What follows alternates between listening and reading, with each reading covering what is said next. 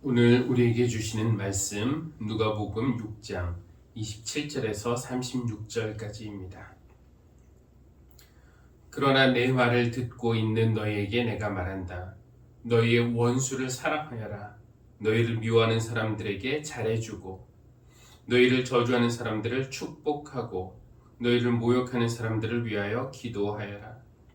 내 뺨을 치는 사람에게는 다른 쪽 뺨도 돌려대고 내 겉옷을 빼앗는 사람에게는 속옷도 거절하지 말아라. 너에게 달라는 사람에게는 주고 내 것을 가져가는 사람에게서 도로 찾으려고 하지 말아라. 너희는 남에게 대접을 받고자 하는 대로 남을 대접하여라. 너희가 너희를 사랑하는 사람들만 사랑하면 그것이 너에게 무슨 장한 일이 되겠느냐. 죄인들도 자기네를 사랑하는 사람들을 사랑한다. 너희를 좋게 대하여 주는 사람에게만 너희가 좋게 대하면 그것이 너에게 무슨 장한 일이 되겠느냐. 죄인들도 그만한 일은 한다. 도로 받을 생각으로 남에게 구워주면 그것이 너에게 무슨 장한 일이 되겠느냐. 죄인들도 고스란히 되받을 요량으로 죄인들에게 구워준다. 그러나 너희는 너희 원수를 사랑하고 좋게 대하여 주고 또 아무것도 바라지 말고 구워주어라. 그리하면 너희는 큰 상을 받을 것이요 더없이 높으신 분의 아들이 될 것이다. 그분은 은혜를 모르는 사람들과 악한 사람들에게도 인자하시다. 너희의 아버지께서 자비로우신 것 같이 너희도 자비로운 사람이 되어라. 아멘. 미국의 한 대학에서 만난 친구들이 원수 갚는 것에 대해서 이야기를 하고 있었습니다. 한 명이 기분 나쁜 일을 당했나 봐요. 그래서 어떻게 복수할까 고민하고 있을 때 다른 친구들이 한마디씩 거들었는데요. 그때 그들의 종교가 드러났습니다. 이슬람 문화권에서 자란 한 친구는 이렇게 말했다고 합니다. 우리 경전에는 거룩한 전쟁이라는 개념이 있어서 알라와 우리 무슬림들을 공격하는 사람들을 무력으로 응징할 수 있는 것을 허락하지. 그들의 경전인 꾸란에 의하면 저는 읽어보진 않았지만 선제 공격하는 것은 금지되어 있지만 누군가가 그들을 공격하면은 자기가 받은 피해보다 더 크게 응징할 수 있다고 합니다. 유대교에서 자란 친구는 우리 경전에는 즉 히브리 성경 구약을 말하는 거죠. 우리 경전에는 이에는 이, 눈에는 눈. 그러니까 한 대 맞았다고 네가 5대 때릴 수는 없지만 그래도 원수 갚는 것은 허용되어 있지라고 말했답니다. 듣고 있던 기독교 친구가 한숨을 쉬면서 이렇게 말했다고 해요. 나도 너희와 같은 종교였으면 좋겠다. 나도 원수를 갚고 싶어 미치겠는데 내가 믿는 예수님은 내가 알고 있는 한 그것을 허락하지 않으시거든. 그런 의미에서 구약은 지키기가 좀 더 쉽습니다. 내 이웃을 사랑하고 원수를 미워하여라 라고 하셨거든요. 구약에서는. 그러나 신약에서는 예수님이 다르게 말씀하시죠. 화면에 보면은 너희 원수를 사랑하여라. 너희를 미워하는 자에게 잘해 주어라. 너희를 저주하는 자를 축복하여라. 너희를 모욕하는 자를 위하여 기도하여라. 그러니 예수님 믿고 따르기가 참 어렵습니다. 저는 어렸을 때는 이 말씀이 어려운 줄 몰랐어요. 그때는 원수가 없었거든요. 나를 미워하는 사람, 나를 저주하는 사람, 나를 모욕하는 사람 만나질 못했습니다. 원수를 사랑한다는 것은 어려운 일이겠지만 원수를 안 만들면은 어렵게 사랑해야 할 원수가 없는 것이기 때문에 그 명령이 굳이 어려울 이유가 없다라고 생각을 했습니다. 그런데 조금 더 살다 보니 나는 원수 만들 일이 없다 라고 생각한 것은 저의 자만이었습니다. 어느 순간 사는 것이 이렇게 힘들고 괴로운가 싶을 정도로 사람에게 고약하게 당하는 그런 일들이 생기더라고요. 그런 일들이 우리 인생에서 안 생기는 것이 가장 좋겠지만 인생이 원하는 대로만 되는 것은 아니니까요. 나를 인간 이하로 취급하는 누군가의 차가운 시선을 받는 일이 생기기도 하고요. 나의 능력이나 실력을 비판하는 것은 당연히 그럴 수는 있죠. 그러나 그것은 그렇다고 쳐도 인간으로서의 가치나 존엄성을 무시하고 영혼을 짓밟은 그런 말을 하는 사람들을 보기도 하고, 저거 설마 나에게 하는 욕일까? 의심이 될 정도로 심한 모욕을 들은 적도 있습니다. 그런 종류의 말을 들을 때는 그래, 너는 그런 말 해라, 못 들은 척 무시하는 것이 가장 좋겠지만 또 잘 안 되지 않습니까? 이런 종류의 말은 세월이 꽤 흘러도 기억에서 쉽게 없어지지 않고 밤마다 기억의 수면 위로 떠올라서 우리를 괴롭히고 우리의 수면을 방해합니다. 차라리 주먹으로 한 대 맞는 것이 덜 아플 겁니다. 몸의 상처는 금방 치유되지만 마음의 상처는 언제 치유될지 알 수 없어요. 그런 아픈 기억이 떠오를 때마다, 그런 아픈 상처를 준 사람이 떠오를 때마다 마음에서 일어나는 감정이 있죠. 바로 분노라는 감정입니다. 그런데 인간은 참 이상해요. 분노를 품는 것이 우리 영혼이나 우리 신체에 해롭다라는 것이 명백한데도 우리 마음은 분노를 품고 싶어하는 그런 성향도 가지고 있습니다. 이것이 우리가 타락했다는 증거일까요? 그냥 분노가 일어날 때 그것을 내보내려고 노력하는 대신에 그 분노를 품고 있으면서 그 분노의 원인 제공자에게 해를 끼치고 싶어하는 그런 마음이 우리에게 있다는 것입니다. 근데 그렇게 하다 보면은 분노가 더 커져요. 한때는 내가 품을 수 있을 정도로 작았던 분노가 나도 모르는 사이에 어느새 나보다 더 커져서 내가 분노를 품는 것이 아니라 분노가 나를 삼켜버리는 것입니다. 그렇게 분노에 사로잡히면은 내가 상상하지 못했던 악을 행하게 되는 거예요. 내가 이렇게 악한 생각을 할 수 있었나? 내가 이렇게 악한 짓을 할 수 있었나? 자신에게 자신이 놀라게 됩니다. 이 분노의 감정을 잘 다루는 것이 결코 쉽지 않습니다.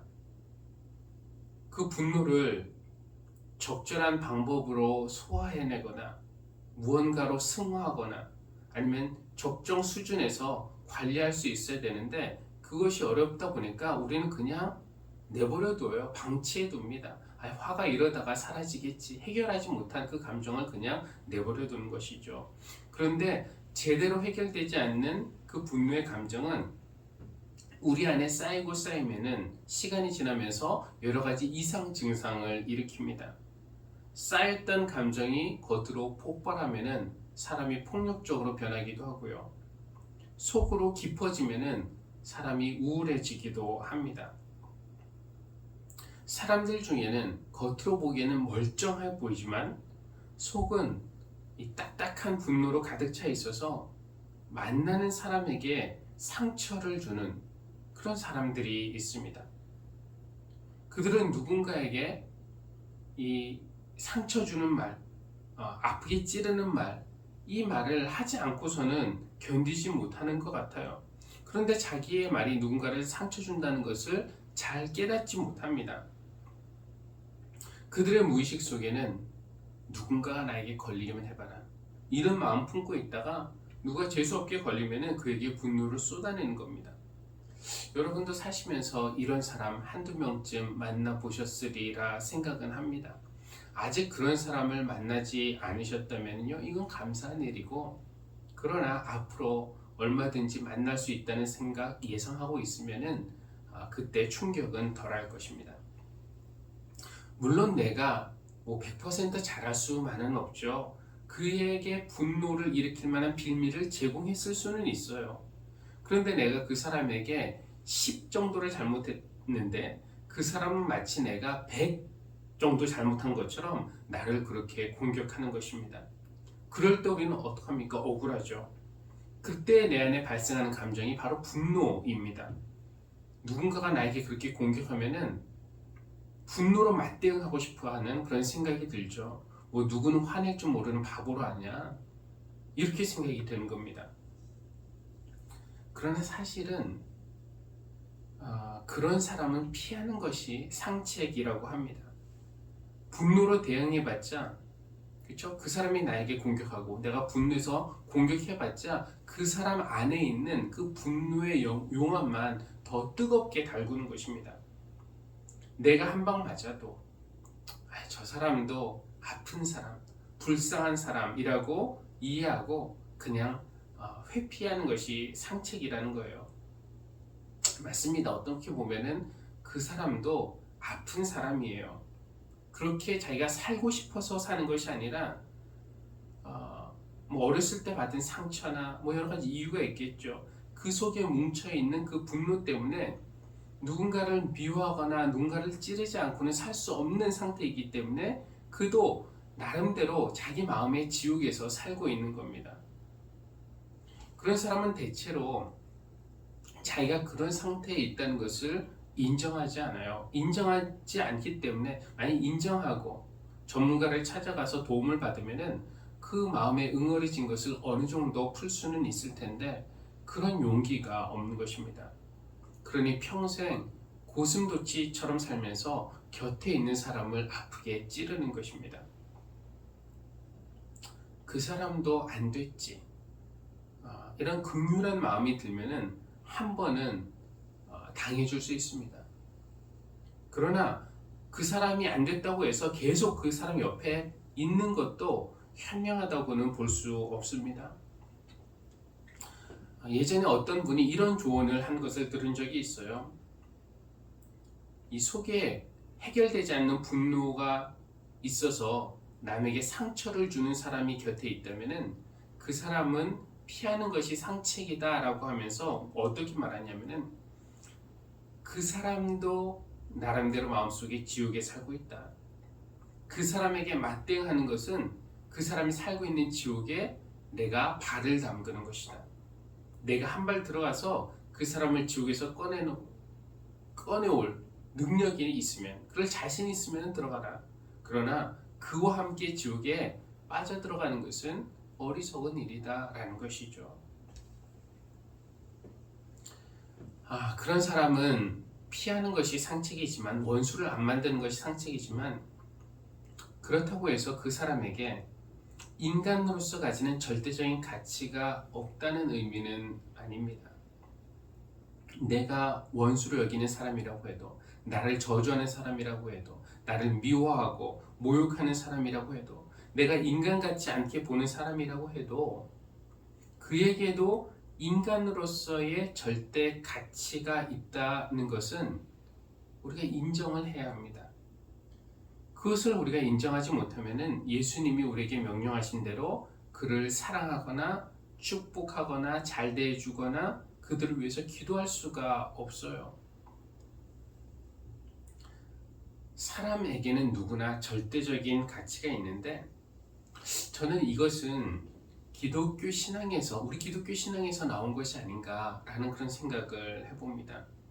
이 기독교 신앙과 반대되는 것이 어떤 유물론적 무신론이라고 할 수 있는데, 유물론적 무신론에서는 인간의 절대적인 존엄을 주장할 만한 그런 논리적인 근거가 매우 약합니다.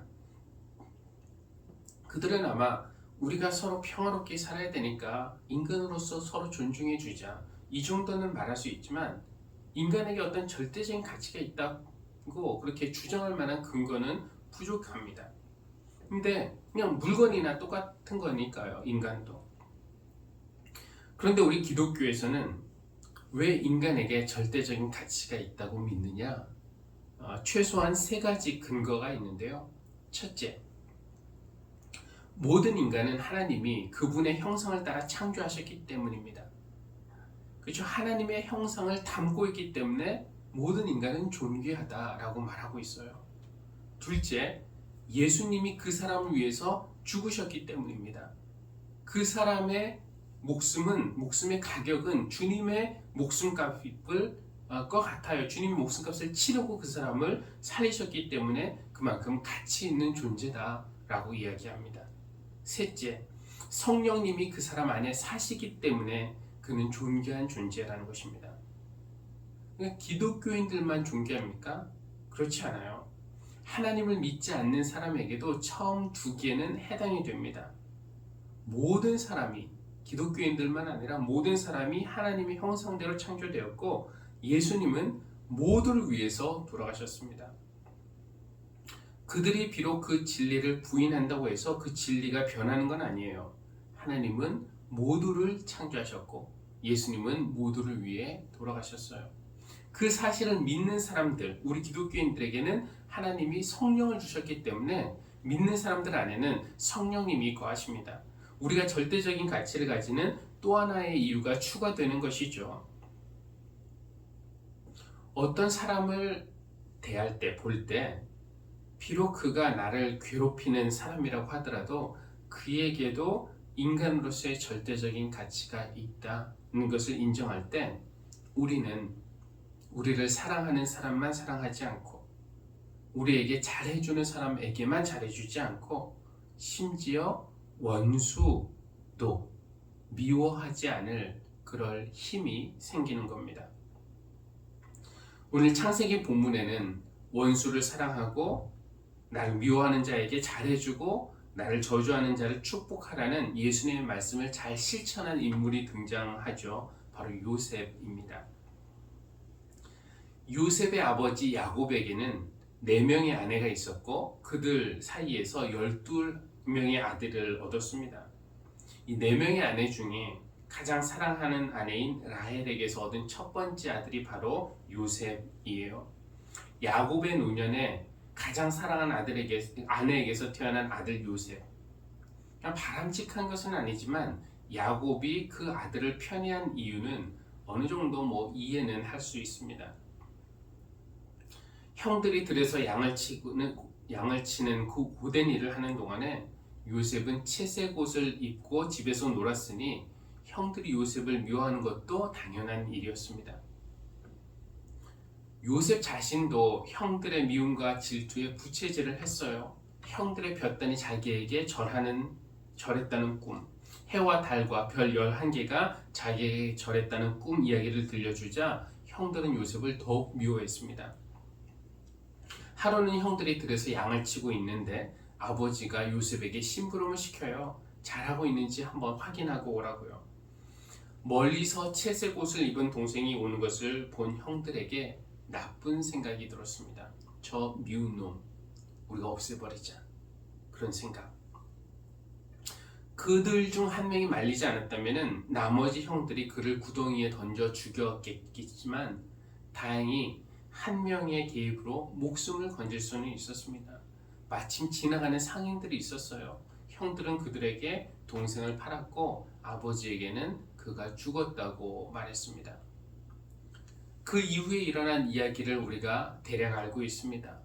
이집트의 경호대장 보디발의 집에 노예로 팔려간 이야기, 보디발의 아내의 유혹을 뿌리친 일 때문에 누명 쓰고 옥살이를 하게 된 이야기, 그 옥 안에서 바로 신하들의 꿈을 해몽해 준 이야기, 요셉이 그 옥에서 나올 수 있도록 잘 이야기해 주겠다는 그 약속을 잊어버린 술 관원장의 이야기, 그리고 나중에 바로의 꿈을 해몽한 이야기, 7년의 풍년 후에 7년의 흉년이 들 것이니까 잘 대비해야 된다라고 조언하고 그 일로 인해서 이집트의 총리까지 된 이야기. 그런데 창세기의 저자는 이 긴 세월 동안 이런 이야기를 해주면서도 요셉의 감정에 대해서는 우리에게 알려주지 않습니다. 하지만 우리가 충분히 상상해 볼 수 있죠. 이집트로 끌려온 첫날 밤, 요셉은 잠을 이룰 수가 있었을까요? 무슨 생각을 했을까요?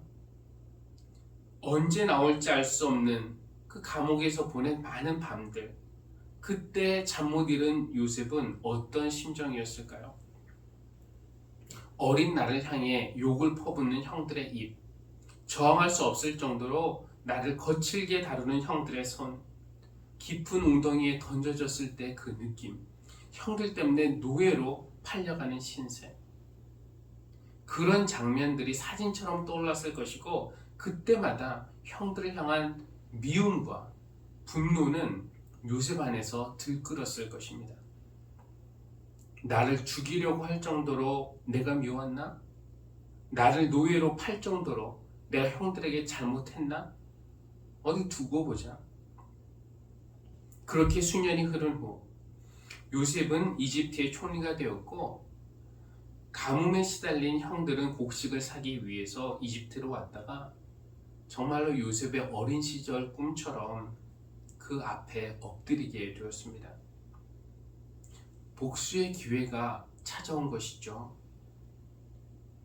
이때 요셉은 자기가 당했던 것보다 더 크게 형들을 응징할 수도 있었고, 아니면 눈에는 눈, 이에는 이 같은 수준으로 복수할 수도 있었습니다.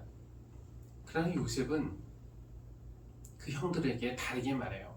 형님들, 자책하지 마시고요. 걱정하지 마십시오.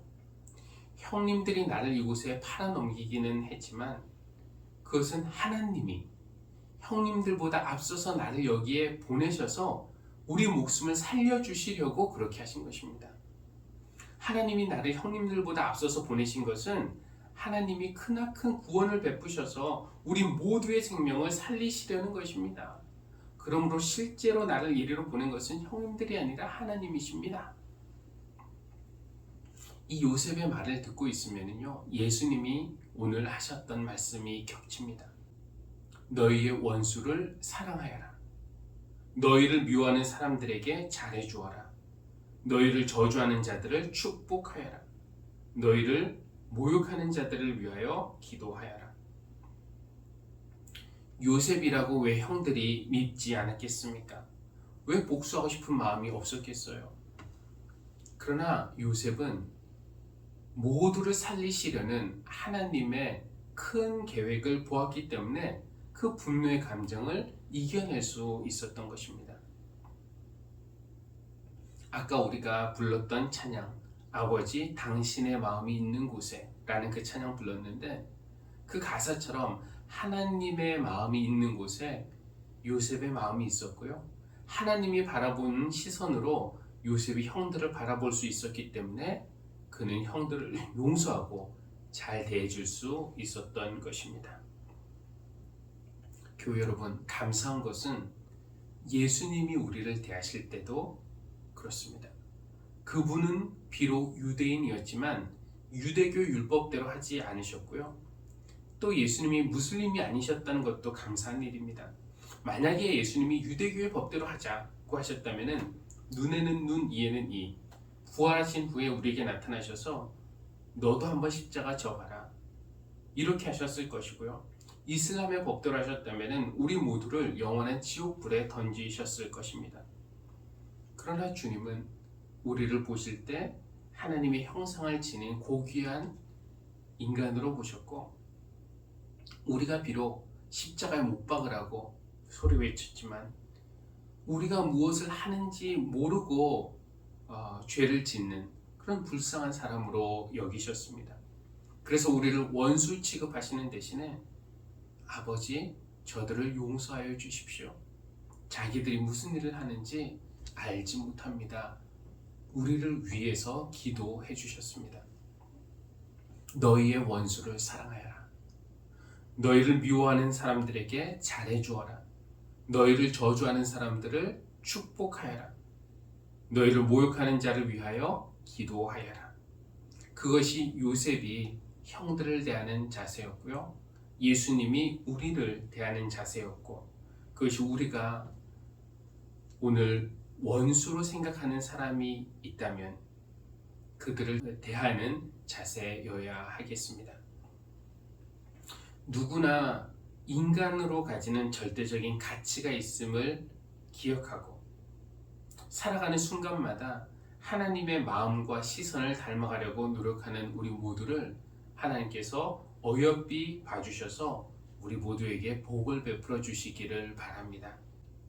하늘에서 큰 상을 받는 복, 더없이 높으신 하나님의 자녀가 되는 복, 그리고 자비로우신 하나님처럼 우리도 자비로운 사람이 되어서 하나님이 의도하신 풍성한 생명을 누리며 살아가는 그 복을 우리 모두가 받을 수 있기를 주님의 이름으로 기원합니다.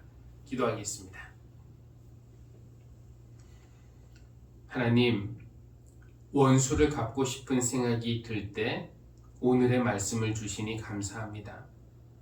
모든 사람을 바라볼 때 하나님이 창조하신 존재로, 예수님이 위하여 대신 죽으신 존재로 보게 하시고, 특별히 믿음의 자매 형제들은 그 안에 성령님이 계시다는 것도 잊지 않게 하여 주십시오. 그래서 비록 살면서 우리를 아프게 하고 해를 끼치는 사람을 만나도, 그리고 그와 가까이 할 수 없는 사정이 있어도 우리 안에 있는 그들을 향한 분노와 미움은 버릴 수 있도록 인도하여 주십시오.